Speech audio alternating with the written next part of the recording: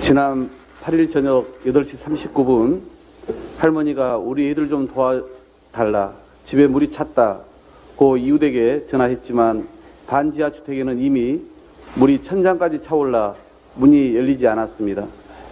그렇게 한 가족이 하룻밤새 참변을 당했습니다. 폭우로 유명을 달리하신 피해자분들, 유가족분들께 위로의 말씀을 드립니다. 최첨단 인프라로 무장한 대한민국 수도 서울에서 폭우로 생명이 희생된 데 대해 정치인의 한 사람으로서 머리 숙여 송구하다는 말씀을 드립니다. 80년 만에 기록적인 폭우가 고가 재난 상황을 방불케 하고 있습니다. 강남 한복판에 수백 대의 차량이 물 위를 떠다니고 지하철도 끊겼습니다. 도림천 범람으로 주택에 물이 들이쳐 아수라장이 되었습니다. 교실 천장이 무너져 내리고 도로도 붕괴되었습니다. 그러나 그 아비규환 와중에 대통령의 모습은 보이지 않았습니다.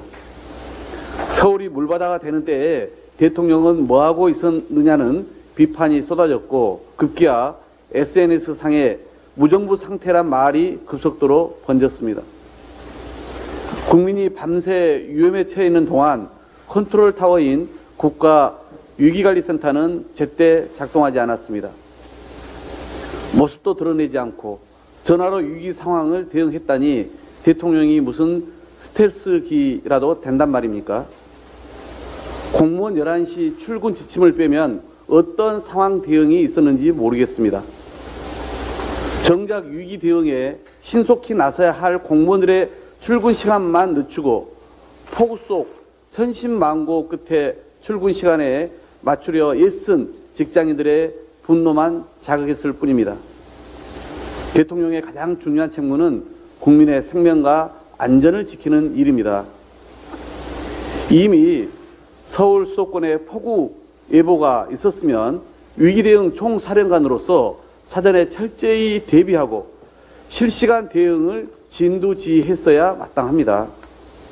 또 대통령은 다음 날 돼서야 퇴근 때 보니 내가 사는 아파트가 언덕인데도 1층이 침수될 정도로 엄청났다고 말했습니다.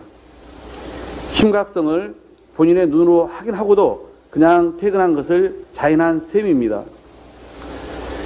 대통령의 자택 전화 지시가 아무 문제 없다는 대통령실 인식 또한 심각합니다.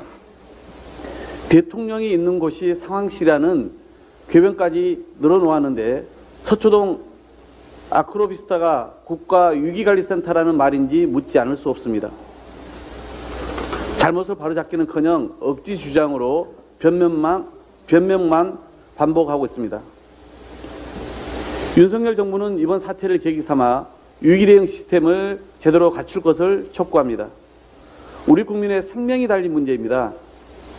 지나치다 싶을 만큼 철저한 대응 매뉴얼을 마련해야 합니다. 용산 대통령실 이전으로 위험성이 고스란히 드러난 만큼 윤 대통령이 직접 나서 재난 위기 상황에 실시간 제대로 대응할 수 있는 시스템을 마련하기 바랍니다. 오세훈 서울시장 역시 이번 사태의 책임에서 자유로울 수 없습니다. 서울시가 집중호우 대비를 위한 수방 치수 예산을 900억이나 삭감한 것이 드러나 논란이 되었습니다. 게다가 중대재해와 안전관리 업무를 전담하는 안전총괄 실장과 국장 자리도 비어있는 상태였습니다. 집중호우가 예고된 상황에서 사람도 예산도 모두 구멍이었던 셈입니다.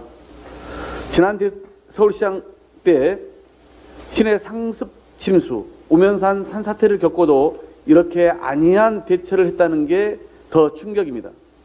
우선은 침수 복구와 추가 피해 방지에 총력을 다해야 할 것입니다. 서울과 경기에 이어 어제는 충청권에 최대 300mm의 집중호우가 내렸습니다.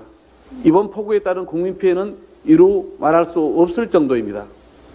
정부는 집중호우 피해 지역을 특별 재난지역으로 선포하고 신속하게 실질적인 지원 대책을 마련할 것을 강력히 촉구합니다. 이상입니다.